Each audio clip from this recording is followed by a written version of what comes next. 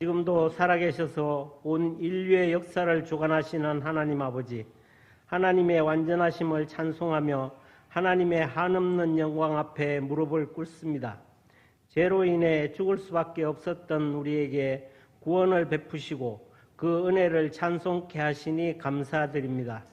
우리를 성도라 불러주시고 그리스도의 제자로 삼아주시니 또한 감사드립니다. 우리에게 언제나 하나님의 구원의 길을 보여주시고 그 길에서 우리가 넘어지지 않게 하옵소서. 주여, 우리에게 참된 회개의 시간을 허락하여 주옵소서. 항상 말로만 용서를 구하며 죄악된 삶에서 돌이키지 못했던 우리였습니다. 죄악된 세상에서 성도의 삶을 온전히 살게 하여 주시옵소서. 성숙하지 못한 성도의 삶에서 돌이켜 오직 하나님 앞에 바로 선 믿음의 사람이 되기를 원합니다. 주님의 말씀으로 우리를 비추시고 가르치시고 삶 전체가 하나님 아버지를 향한 삶이 되게 하시고 우리의 전 인격이 하나님을 닮게 하여 주시옵소서. 오늘은 특별히 성령 강림 주일로 모이게 하시니 참으로 감사드립니다. 마가 다락방에 모인 120명의 성도들에게 성령의 임재가 불의 혀같이 임했던 것처럼 오늘 우리 예배 가운데에도 성령 충만의 역사가 일어나기를 간절히 원합니다. 성령의 은사를 사모하는 자마다 구하는 것을 받게 하시고 받은 은사를 통하여 주님의 몸된 교회를 더욱 아름답게 섬기는 성도들이 될 수 있도록 축복하여 주시옵소서. 이 나라 대한민국을 주님의 손에 올려드립니다. 정치, 경제, 사회, 문화, 교육 모든 영역에 하나님의 주권과 통치가 있게 하시고 그리스도인으로 세상 속에 들어가 하나님의 나라를 확장하게 하옵소서. 이번에 있을 지방자치선거가 공정하게 하시고 자유민주주의와 시장경제, 법치와 창조 질서가 지켜지고 분열과 갈등으로 나누어진 이 나라의 화해와 회복의 은혜가 임하게 하옵소서. 하나님의 공의와 정의가 강같이 흘러 온 세상에 하나님의 빛을 비추는 나라가 되게 하옵소서. 나라와 민족을 위해 기도하는 성도들이 일어나게 하시고 각자의 부르심의 자리에서 예수 그리스도를 전파하고 삶으로 나타나게 하옵소서. 창조의 질서가 바르게 지켜지는 거룩한 나라, 한 생명이 존중받고 가정이 회복되는 나라가 되게 하옵소서. 오리동 제일교회를 사랑하시는 주님, 정하신 뜻대로 우리를 이끄시는 하나님 아버지 감사합니다. 올해는 교회 설립 30주년 행사를 전 교인이 합심하여 기도하며 준비하게 하옵소서. 이 교회가 시대의 사명을 잘 감당하게 하시고 이 지역과 세계 열방을 품게 하심을 감사드립니다. 또한 하나님 나라를 꿈꾸며 전진하는 교회, 지역사회를 섬기는 교회, 선한 영향력을 끼치는 교회가 되게 하신 것도 감사합니다. 하나님 아버지, 이 재단 앞에 꿇어 엎드린 사랑하는 성도들의 간구를 들으시고 응답하여 주시옵소서. 저희들에게 무엇보다도 하나님의 말씀대로 살아가는 믿음과 삶 전체를 통하여 주님의 영광을 드러내는 믿음을 허락하여 주시옵소서. 아직도 주님을 알지 못하고 죄 가운데에서 신음하는 우리 이웃과 형제들을 위하여 기도합니다. 주님께서 그들에게 복음의 빛을 비추셔서 그 빛 아래에 살게 하시고 영생을 누리는 복을 허락하여 주시옵소서. 어려운 환경에 있는 우리 이웃들이 있사오니 그들을 주님께서 지켜주시고 우리에게 그들을 섬길 수 있는 귀한 믿음과 사랑을 허락하여 주시옵소서. 또한 삶에 지친 성도들에게 소망의 빛이 비추게 하시고 질병으로 오랜 기간 병석에 있는 성도들에게 주님의 치료하시는 역사가 있게 하옵소서. 기도하는 자마다 응답받을 수 있는 은혜의 재단이 되게 하옵소서. 세례를 받기 위해 교육받는 성도들이 있습니다. 주님께서 주시는 축복의 세례를 받아 가장 귀히 여기는 주님의 자녀가 되어 다음 세대를 이어가게 하옵소서. 여름 사역을 준비하고 있는 교육부서 담당자들과 교사 선생님들에게 지혜와 명철을 주시고 준비하는 모든 과정 계획 가운데 하나님의 인도하심을 경험하게 하여 주시옵소서. 여름 성경학교와 수련회를 통하여 우리의 다음 세대가 주님을 인격적으로 만나게 하시고 한국교회의 부흥의 초석이 될 수 있도록 축복하여 주시옵소서. 이 시간 담임 목사님을 기억하시고 은혜를 더하시어 능력의 말씀을 전하실 수 있도록 붙잡아 주시옵소서. 우리가 그 말씀을 듣고 험난한 이 세상을 살 동안 넘어지지 않고 믿음의 뿌리가 굳건해지도록 역사하여 주시옵소서. 사랑이 많으신 하나님 아버지, 우리를 말씀으로 무장시키고 성령의 능력으로 덧입혀 주시옵소서. 그리하여 이 예배를 마치고 세상에 나아가서 그리스도의 군사로서 역할을 잘 감당하여 주님께 기쁨과 영광을 돌리는 삶이 되게 하여 주시옵소서. 찬양으로 영광 돌리는 찬양대와 예배를 위해 섬기는 손길들, 온 교회의 점심을 책임지는 식당 봉사자들, 다음 세대를 위해 헌신하는 교사들, 또한 보이지 않는 곳에서 이름도 없이 빛도 없이 묵묵히 섬기는 모든 성도들의 수고를 기억하시고 하나님의 신령한 복과 형통함으로 축복하여 주시옵소서. 이 모든 말씀 우리 주 예수 그리스도의 이름으로 기도드립니다. 아멘.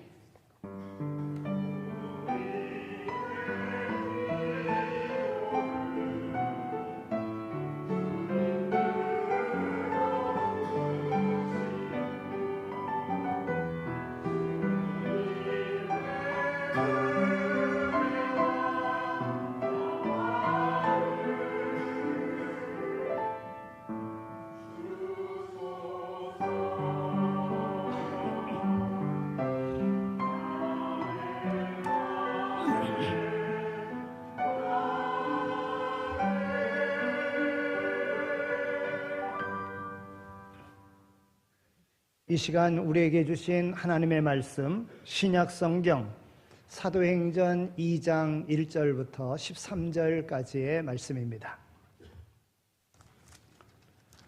오순절 날이 이미 이름에 그들이 다 같이 한 곳에 모였더니 호련히 하늘로부터 급하고 강한 바람 같은 소리가 있어 그들이 앉은 온 집에 가득하며 마치 불의 혀처럼 갈라지는 것들이 그들에게 보여 각 사람 위에 하나씩 임하여 있더니 그들이 다 성령의 충만함을 받고 성령이 말하게 하심을 따라 다른 언어들로 말하기를 시작하니라.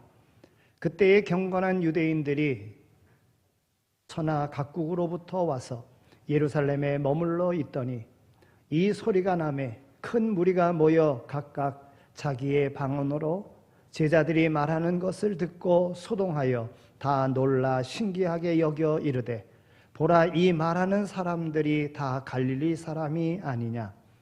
우리가 우리 각 사람이 난 곳 방언으로 듣게 되는 것이 어찌 됨이냐.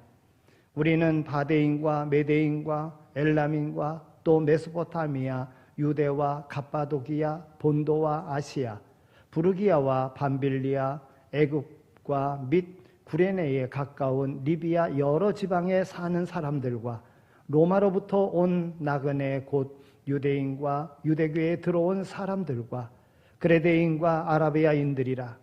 우리가 다 우리의 각 언어로 하나님의 큰 일을 말함을 듣는도다 하고 다 놀라며 당황하여 서로 이르되 어찌 된 일이냐 하며 또 어떤 이들은 조롱하여 이르되 그들이 새 술에 취하였다 하더라. 아멘. 이는 하나님의 말씀입니다.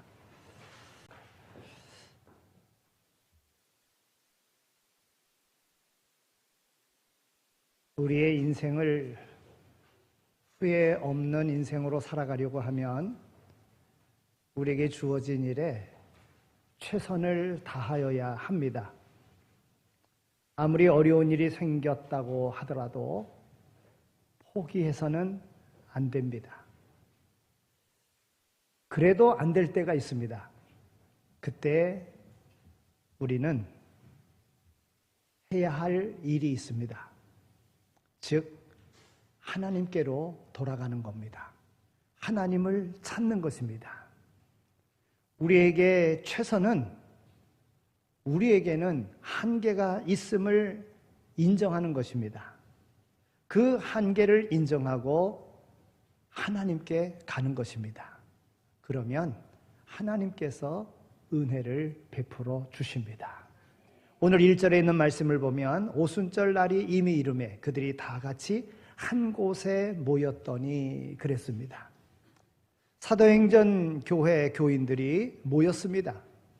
능력이 필요했기 때문에 모인 것입니다. 삶의 한계를 느꼈기 때문에 모인 것입니다. 예수 믿는 것을 인정받지 못한 상황에서 그들은 너무나도 힘들게 살고 있었습니다. 유대인들은 그들을 나사렛 이단 예수를 믿는 이들이라고 핍박했습니다. 가정에서는 예수 믿는다고 미움을 받았습니다. 직장에서는 예수 믿는다고 쫓겨남을 당했습니다. 영적으로 물질적으로 너무 힘든 상황에서 사도행전 교인들은 힘이 필요했습니다. 핍박과 박해 속에서도 넉넉히 살아갈 능력이 그들에게 필요했던 것입니다.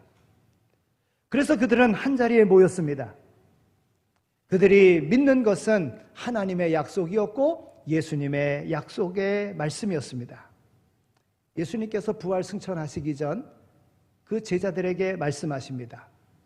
누가복음 24장 49절에 있는 말씀을 보면 볼지어다 내가 내 아버지께서 약속하신 것을 너희에게 보내리니 너희는 위로부터 능력으로 입혀질 때까지 이 성에 머물라. 이 약속은 하늘로부터 능력이 올 것이라는 것입니다. 우리에게도 하늘로부터 오는 능력이 약속되어져 있다는 사실을 우리는 잊어서는 안 됩니다. 어려움 속에 있는 사도행전 교회의 성도들에게만 준 것이 아니라 오늘 이 시대에 어려움 속에 살아가고 있는 오늘 우리에게도 약속된 말씀이라고 하는 것입니다. 우리는 능력이 없어서 힘없이 사는 것이 아니라 능력을 받지 못해서 힘없이 사는 것입니다. 우리는 저마다 힘을 갈구합니다. 우리가 학교에서 열심히 공부하는 것 사실은 힘을 얻기 위해서 그런 겁니다. 지식의 힘. 배워야 다른 사람보다 더 많이 배워야 더 월등한 삶을 살 수 있기 때문에 그런 것입니다. 공부를 잘해야 좋은 위치에 올라갈 수 있는 것 아니겠습니까? 우리가 돈을 버는 것도 사실은 힘을 얻기 위해서 그런 겁니다. 돈을 많이 가지고 있으면 그 물질에 힘이 있습니다. 그래서 돈 벌려고 애쓰는 것입니다. 권력도 힘이요, 명예도 힘이요, 지식도 힘이요, 과학도 힘입니다. 그러나 모든 힘이 다 좋은 힘은 아닙니다. 좋은 힘은 나를 살리고 남도 살리는 힘입니다. 그런데 그 힘은 위로부터 온다는 것입니다. 그러나 나쁜 힘도 있습니다. 아담과 하와는 에덴 동산에서 선악과를 따먹었습니다. 이유가 무엇입니까? 하나님과 같이 되고 싶은 마음에서 따먹었습니다. 이것은 나쁜 힘을 얻고자 했던 것입니다. 결국 그 힘 때문에 그들은 망했습니다. 이스라엘의 왕, 초대왕 사울, 그는 힘을 가지고 있었습니다. 그러나 그 힘으로 평생 다윗을 쫓아다니는 그러한 시기의 마음속에 다윗을 죽이려고 하는 그러한 세월을 보냈습니다. 나쁜 힘을 얻고자 했던 것, 나쁜 힘을 가지려고 했던 것, 결국 그 힘 때문에 그는 망하고 말았습니다. 좋은 힘이 필요합니다. 좋은 힘은 하늘로부터 내려오는 것입니다. 하늘의 힘은 약속으로 주어지고 기도로 받게 되어져 있습니다. 약속과 기도는 함께 갑니다. 하나님 입장에서는 약속이고 오늘 우리의 입장에서는 기도입니다. 약속을 믿고 기도하면 우리가 하나님의 힘을 받을 수 있습니다. 한 믿음 좋은 기업인이 어느 날 시간을 내서 교회에 갔습니다. 자신이 시작한 사업이 꼭 성공하기를 바라는 마음으로 하나님 앞에 성공하게 해달라고 기도하기 위해서 갔습니다. 그런데 그곳에 한 거지가 들어왔습니다. 그리고는 그가 또 기도합니다. 하나님, 오늘 저에게 10만 원을 주옵소서. 오늘 꼭 주셔야 합니다. 그렇지 않으면 저 굶어 죽습니다. 아주 큰 소리로 반복해서 계속 기도하는 겁니다. 이 기업을 경영하는 이가 새로운 아이템을 가지고 하나님 이거 성공하게 해달라고 기도하고 있는데 그 기도가 방해가 되는 겁니다. 계속 반복해서 오늘 10만 원 주셔야 됩니다. 저 굶어 죽습니다. 계속 하는 거예요. 기도할 수가 없었던 거예요. 그래서 이 기업가가 벌떡 일어나가지고 내가 10만 원 줄게.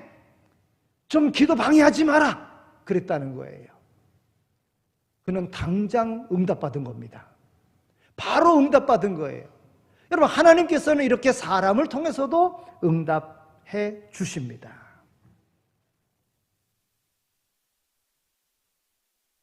우리 교회가 설립 30주년이 됐습니다. 말씀과 기도로 성령 충만하여 하나님께서 맡겨주신 일, 제자 삼는 일을 감당하자고, 하나님의 선하신 일 정직하게 열심히 감당하자고, 이런 표를 가지고 오늘까지 달려왔습니다. 하나님은 오늘 우리의 소원하는 바 들어주셨습니다. 내 건물 갖게 하셨습니다. 입당하게 하셨습니다. 마음껏 하나님 앞에 예배 드릴 수 있는 그런 공간을 우리에게 허락해 주셨습니다. 이제 오늘 우리가 해야 될 일이 있습니다. 한 세대를 보내고 다음 세대를 준비하면서 걱정되지 않는 일이 없습니다. 염려되지 않는 일이 없습니다. 하나님이 역사하셔야 됩니다. 즉 우리가 하나님께서 약속하신 그 약속을 믿고 하나님 앞에 기도하면 하나님께서 오늘 우리에게 성령의 충만함을 주셔서 오늘 우리로 하여금 우리에게 맡겨진 사명을 능히 감당할 수 있게 해 주실 줄로 믿습니다.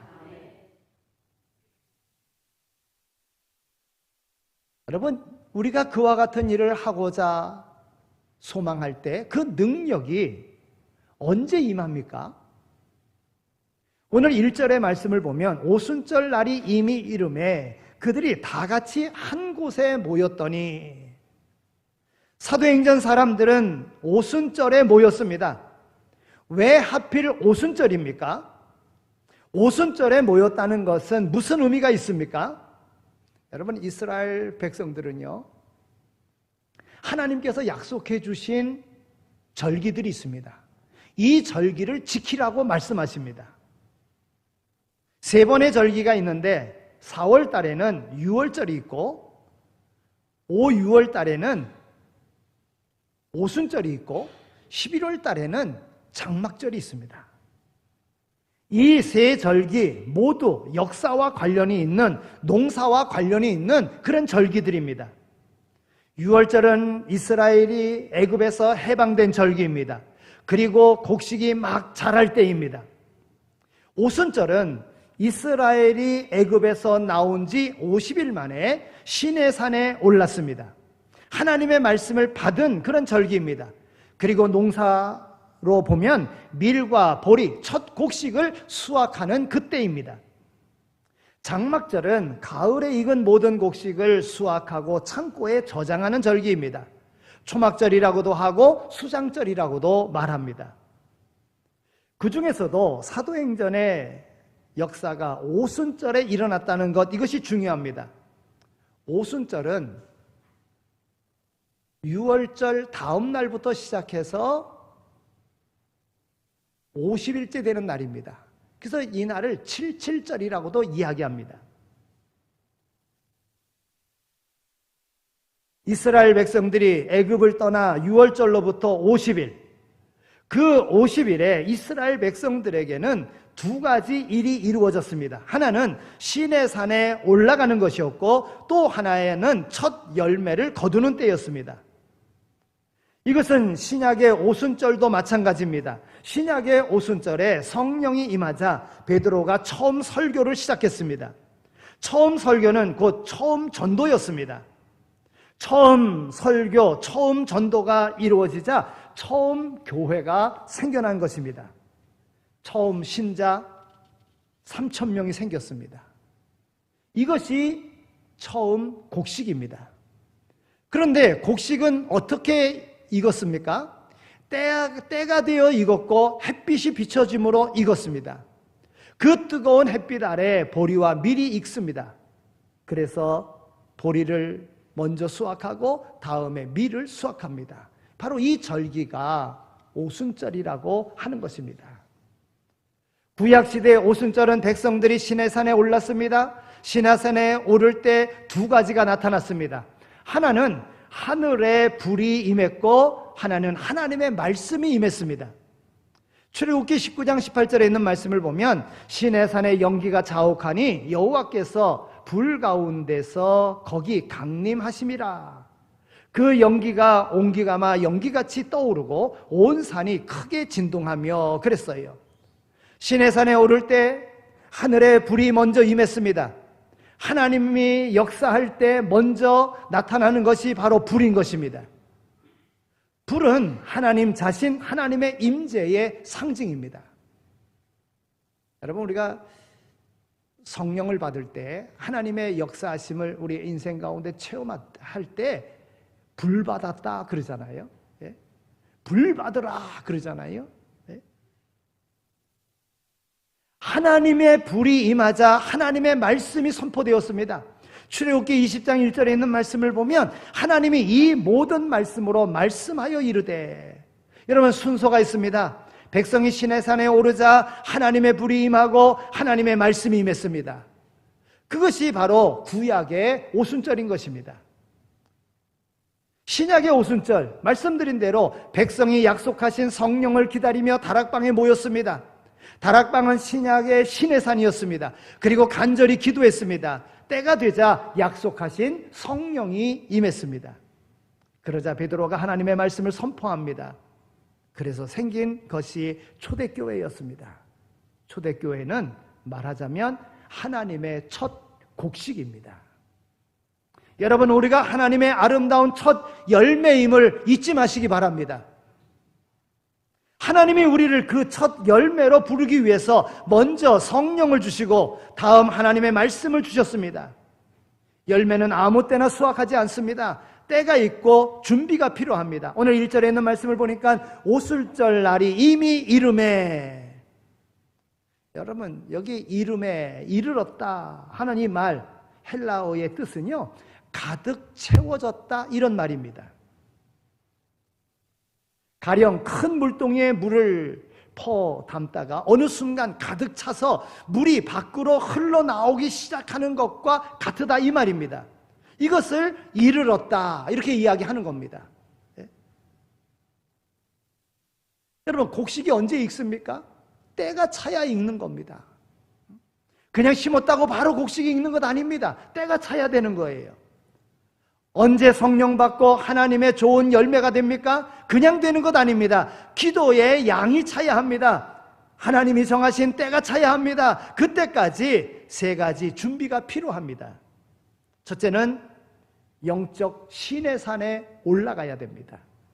둘째, 하나님의 불인 성령을 받아야 합니다. 셋째, 하나님의 말씀이 임해야 합니다. 그러면 물통에 물이 차서 밖으로 흘러 넘칩니다. 그렇게 해서 생긴 것이 열매인 것입니다. 오늘 2절과 3절에 있는 말씀을 우리 함께 읽겠습니다. 자, 2절과 3절에 있는 말씀입니다. 2절과 3절 말씀 시작.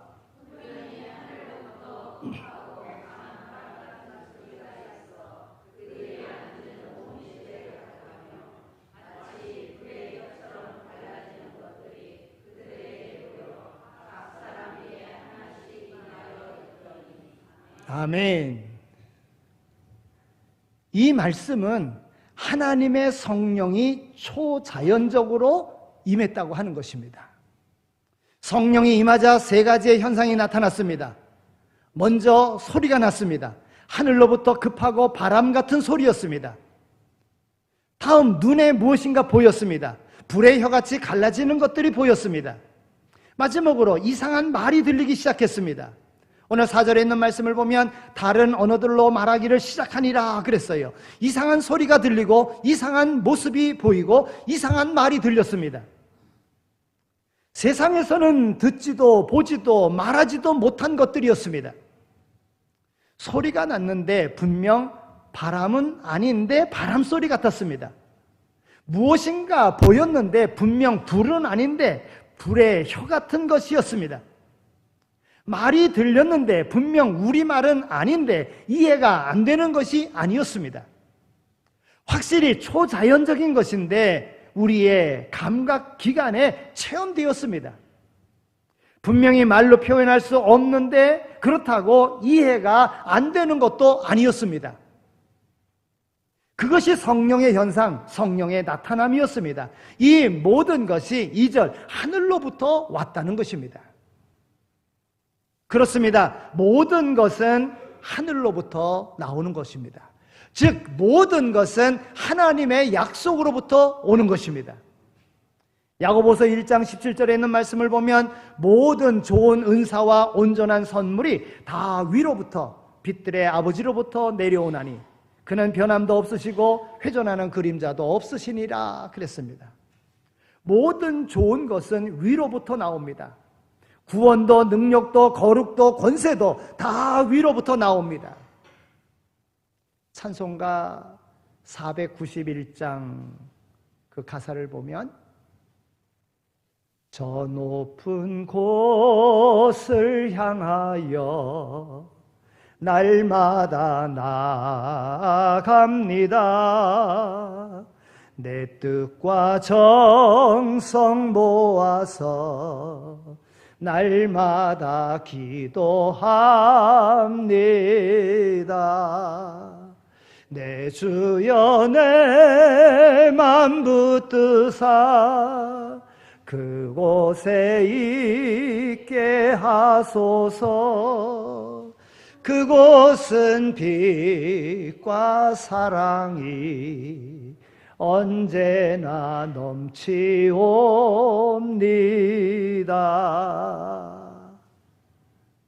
위는 공간적 위만이 아니라 빛들의 아버지이신 하나님이 계신 곳입니다.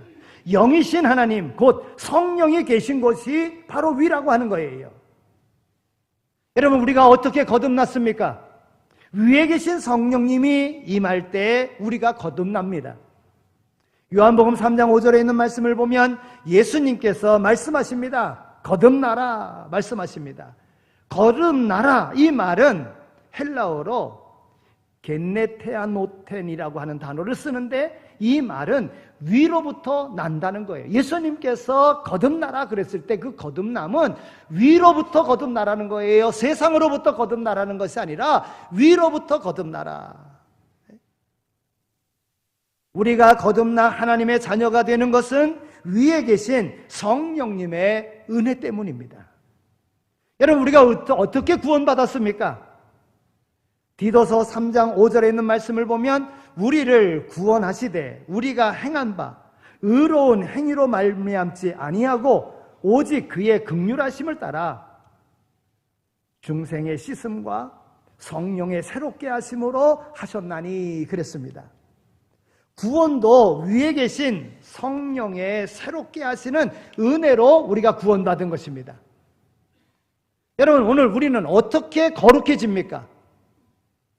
거룩에 대해서 기독교 2000년의 역사 가운데 끊임없이 논의되고 생각되었던 바, 그것은 우리가 예수님을 닮아갈 때 거룩해진다. 또 우리가 예수님께 이식될 때에 우리가 거룩하게 된다. 이러한 이론은 계속적으로 이어왔습니다. 예수님을 닮아가려고 할 때 모방설인데 우리가 거룩하게 되는 것은 끊임없이 예수님을 닮아갈 때 온다는 것입니다. 거룩에 대한 우리의 인격적 노력을 강조한 것입니다. 그렇습니다. 우리는 날마다 예수님을 닮아가야 합니다. 모방해야 합니다. 그럴 때 우리가 예수님을 닮아갈 때 거룩하게 된다는 거예요. 또 하나는 이식설입니다. 이것은 우리가 거룩하게 되는 것은 우리의 노력으로 되는 것이 아니라 우리 안에 거룩의 능력이신 성령님이 들어와 그분의 다스림을 받을 때 가능하다는 것입니다. 즉 하나님의 능력이 우리 속에 임플란트 되어져야 그때 거룩하게 된다는 것입니다. 이거를 이식설이라고 이야기합니다. 이식이냐 모방이냐 어느 것이 맞는가 할 때 둘 다 같이 가는 겁니다. 먼저는 이식되어지고 그 다음에 모방되어지는 것입니다. 먼저 하나님의 성령이 우리 속에 임합니다. 그것은 초자연적인 역사입니다. 초자연적인 소리와 모양과 언어로 오늘 우리에게 임합니다. 우리가 원하든 원치 않던 하나님의 강권하는 역사로 우리 안에 성령님이 임합니다. 그러면 그분의 통치가 시작됩니다. 그러면 그때부터 내가 그 안에 그리스도 안에 예수님께 속하여 그 말씀에 순종할 때 우리는 예수님을 닮아갈 수 있는 것이고 닮아감으로 오늘 우리는 거룩하게 된다고 하는 것입니다. 예수님께서는 비유로서 포도나무 비유를 통하여 포도나무에 열매가 맺으려면 너희 가지가 포도나무에 붙어 있지 아니하면 열매 맺지 못한다는 거예요. 그러니까 포도나무에 붙어 있기만 하면 가지가 붙어 있기만 하면 절로 열매를 맺는 거지요. 여러분 하나님께서 오늘 우리로 하여금 거룩한 삶을 살게 하십니다. 여러분 우리가 신앙생활하면서 성령의 세례를 받았느냐 성령 받았느냐 이런 질문을 우리가 받습니다. 여러분 성령 세례와 성령 충만의 관계 여러분 성령 세례와 성령 충만은 말은 비슷하지만 내용은 다릅니다. 세례는 일생 한 번 받는 것입니다. 어떤 사람은 세례를 3번 받았다고 자랑합니다. 그러나 그것은 잘못된 것입니다. 세례는 하나님과의 관계가 시작되는 것입니다. 성령이 우리 안에 임하면 우리가 하나님의 자녀의 삶을 살기 시작합니다. 이것은 바로 하나님이 내게 임하는 것입니다. 그런데 그 뒤에 내 안에 계신 성령님을 더 의지하고 사랑합니다. 그분을 닮아가려고 무진애를 씁니다. 날마다 기도합니다. 사모합니다. 그러면 하나님의 능력이 내게 부어지는 겁니다. 이럴 때 이것을 성령 충만이라고 이야기하는 것입니다. 성령의 세례가 관계를 위해서 주어진다면 성령 충만은 능력을 위해서 우리에게 주어지는 것입니다. 이것을 결혼에 비유한다고 하면 성령 세례는 결혼과 같고 성령 충만은 사랑과 같습니다. 결혼은 일생 한 번 합니다. 여러 번 결혼하는 것을 자랑할 것이 못 됩니다. 결혼은 사랑하는 사람과 딱 한 번 합니다. 그러나 사랑을 한 번만 하는 사람은 없습니다. 사랑은 많을수록 좋습니다. 결혼은 사랑의 시작이지 끝이 아닙니다. 결혼했다고 자동적으로 사랑이 되어지는 것 아닙니다. 노력해야 합니다. 결혼하는 순간부터 부부는 매일 사랑을 연습해야 합니다. 성령 세례와 성령 충만도 이와 같습니다.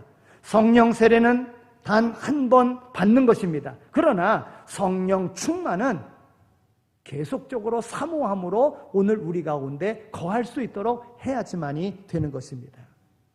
지속적인 사랑이 부부를 행복하게 하듯 지속적인 성령 충만을 우리는 강구해야 합니다. 그러면 하나님이 주십니다. 오늘 4절에 있는 말씀 또 우리 함께 읽겠습니다. 4절 말씀입니다. 읽겠습니다. 시작.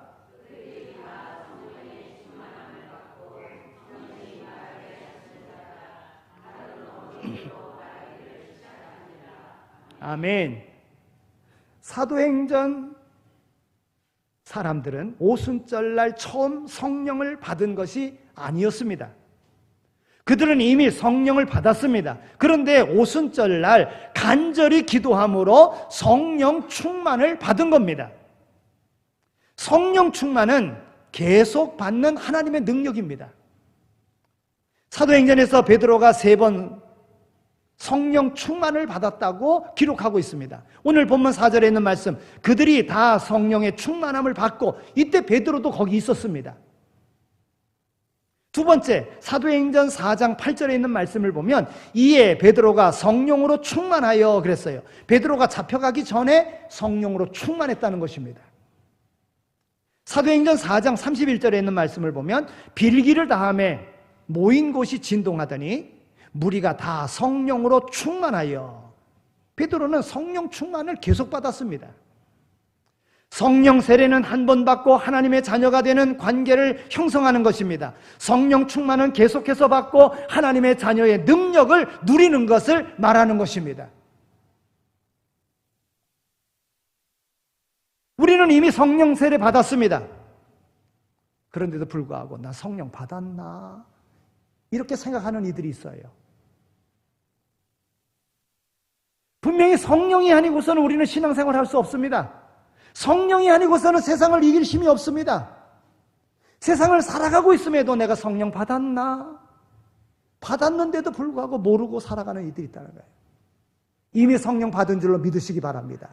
의심되어지는 그분은 충만함이 없기 때문에 그런 거예요.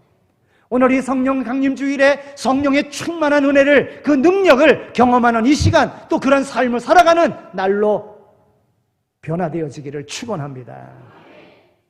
고린도전서 12장 3절에 있는 말씀을 보면 또 성령으로 아니하고는 누구든지 예수를 주라 할 수 없느니라 그랬어요. 여러분, 예수 그리스도가 여러분들의 주인 되심을 믿습니까? 성령이 아니고서는 그렇게 고백할 수가 없는 거예요. 그러니 성령 받았습니다. 문제는 충만함이 없다는 거예요. 충만함이 없다는 거예요. 예수님을 영접하고 세례받고 교회에 나왔습니다. 이제 우리의 할 일은 성령으로 충만케 되어지는 것입니다.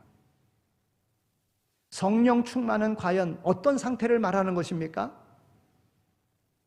성령 충만하면 어떻게 됩니까? 에베소 5장 18절, 성령 충만함과 술 취함에 대한 것을 이야기해 주고 있어요. 에베소 5장 18절에 있는 말씀을 보면 술 취하지 말라, 이는 방탕한 것이니 오직 성령의 충만함을 받으라 그랬어요. 오늘 말씀 가운데도 보면 성령 충만함을 받은 그 120문도들에게 어떤 일이 조롱하여 이르되 그들이 새 술에 취하였다, 이렇게 이야기하고 있는 거예요. 오늘 13절 말씀에 보면 분명히 자기들의 술 취한 모습과 비슷한데 술 먹어서 그런 건 아니에요. 그러니까 그들을 표현하기를 새 술에 취하였다, 이렇게 말하고 있는 겁니다. 술 취해 보셨어요? 제가 이렇게 얘기하니까 그런 목사님은 술 취해 보셨네요.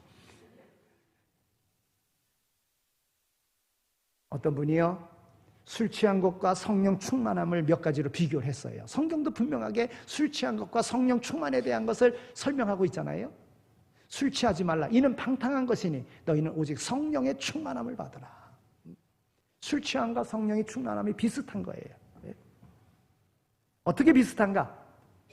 여러분, 술 취하면 어떤 모습이 나타납니까? 술 취하면 말이 많아집니다. 그렇습니다. 성령이 충만해도 말이 많아집니다. 입을 열면 쉴 새 없이 말이 나오는 거예요. 무슨 말? 하나님의 얘기, 예수님의 얘기, 은혜 받은 얘기, 쉴 새 없이 나오는 거예요. 그래서 예수 믿는 사람 말 많다 그러잖아요. 두 번째, 술 취하면 노래를 합니다. 노래를. 그렇습니다. 성령 충만하면 뭘 해요? 찬송을 합니다. 그냥 흥얼흥얼댑니다. 복음성가를, 찬송가를 흥얼흥얼대요.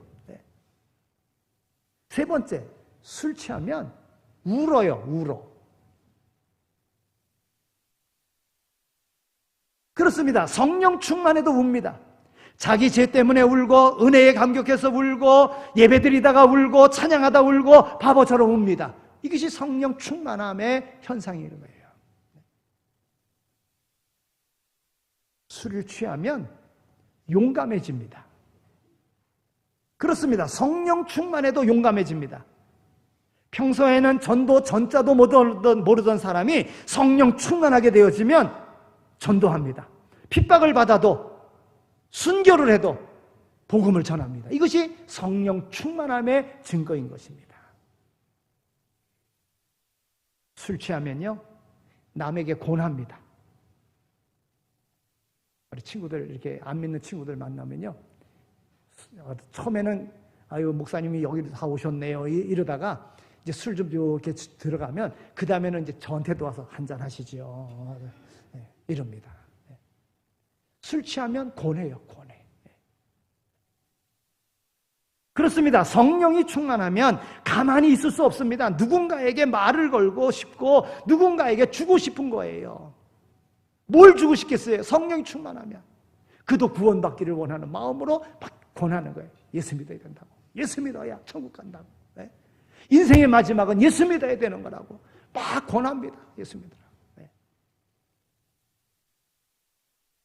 술이 취하면 정신이 몽롱해진다는 거예요.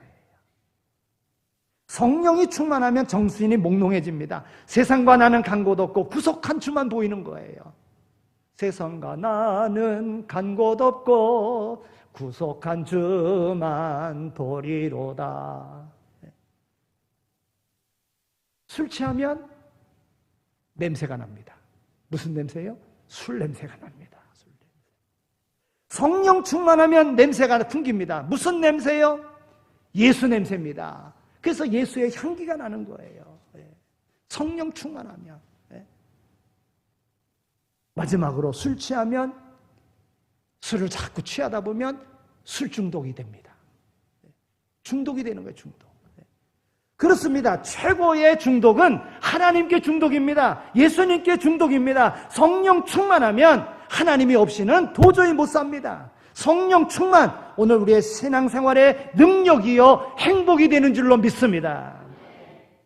이것을 간구하면 하나님은 우리에게 주신다는 거예요.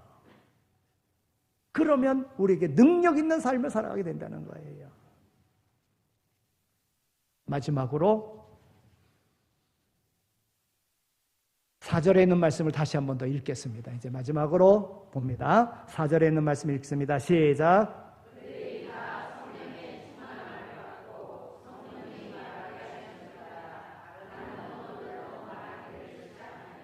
아멘. 여기 다른 방언이란 평소에 쓰는 말과는 다른 말이다, 이런 말입니다.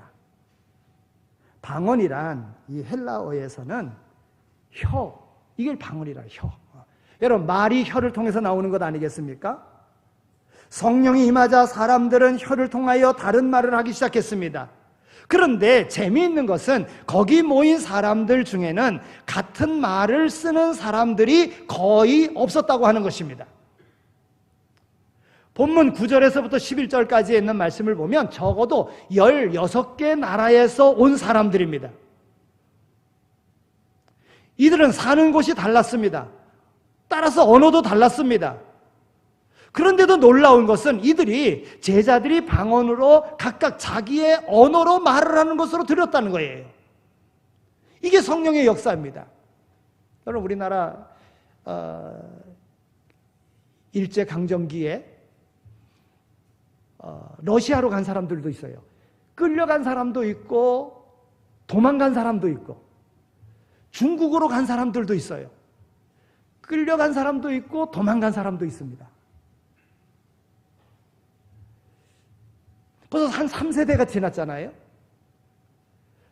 그러면 러시아에 살고 있는 사람들을 뭐라고 얘기합니까? 고려인이다, 이렇게 얘기해요. 일찍이 끌려간 거예요. 일찍이 도망간 거예요. 그래서 거기서 살았어요. 여러분, 그들의 자손들이 어떻게 삽니까? 처음에는 한국말 가지고 살았죠. 그러나 세대가 바뀌면서 점점점 바뀌면서 러시아 말 쓰는 거예요. 한국말 다 잊어버렸어요. 중국으로 갔던 사람들은 어찌 됐습니까? 우리는 그를 뭐라고 얘기합니까? 조선족이라 그래요. 조선족이라고. 예? 한국 사람인데 중국에 가서 사는 게 된 거예요. 나라가 어려우니까 핍박 속에 살려고 간 거예요. 경우에 따라서는 끌려가기도 했어요. 예? 한국말 모릅니다. 마찬가지로 이스라엘 백성들이 흩어진 것은 바벨론 포로 때, 1차, 2차, 3차에 걸쳐서 망하기까지 계속적으로, 그러니까 예수님 오시기 600년 전에 이미 그들은 사방으로 흩어졌어요. 그들을 갖다가 유대인 디아스포라라 이렇게 이야기한 거예요. 흩어져 사는 사람들. 그러나 그들에게 신앙이 있었습니다. 그래서 절기 때마다 하나님의 말씀을 믿고 예루살렘으로 올라왔어요. 그런데 그 많은 사람들 가운데서는 올라와서 자기 말하고 그리고는 또 돌아가고 절기 지키고 돌아가고 그런 사람들인 거예요. 그런데 성령의 충만함이 이루어지니까, 성령이 임하니까 제자들이 방언으로 말하는데 자기 말로 알아들은 거예요.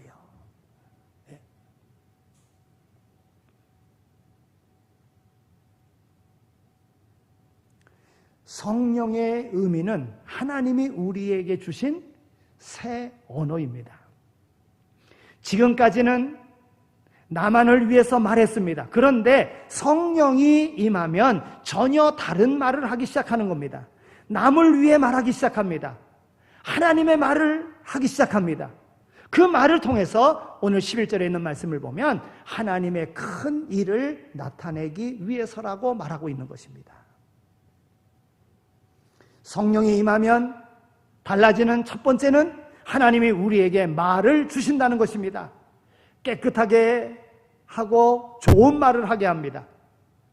덕스럽고 아름다운 말을 하게 합니다. 무엇보다도 사람을 살리는 말을 하게 합니다. 그 말이 곧 전도의 말 아니겠습니까? 전도는 내 입을 통해서 하나님이 말씀하시는 것입니다. 성령이 임하면 나도 모르게 하나님의 말을 하게 되어져 있다는 것입니다. 그러면 우리가 무엇을 갈구하며 기도하며 살아야 되겠습니까? 하나님, 성령 충만함을 주십시오.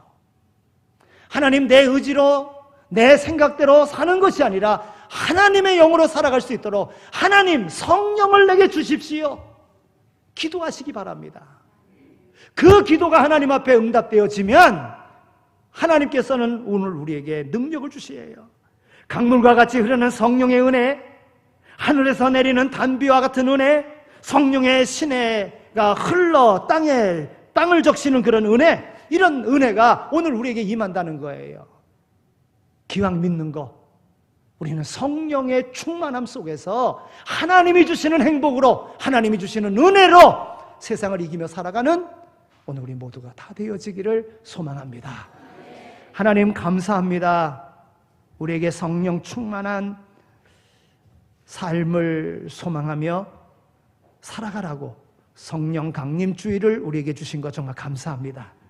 오순절에 임했던, 초대교회에 임했던 성령의 충만한 은혜가 오늘 우리에게 허락하여 주시사 한 세대를 보내고 한 세대를 준비하는 우리 교회 위에 하나님의 놀라운 역사가 이루어지게 하여 주옵소서. 특별히 힘들어하고 있을 때, 어려운 가운데 있을 때 기도함으로 약속을 응답받은 것과 같이 오늘 우리의 인생의 어려움 속에서 하나님의 응답을 받는 삶을 살아가는 모두 다 되어지게 하여 주옵소서. 감사합니다. 예수 그리스도의 이름으로 기도드립니다. 아멘. 우리 신혜식 집사님 색소폰 연주로 봉헌하도록 하겠습니다.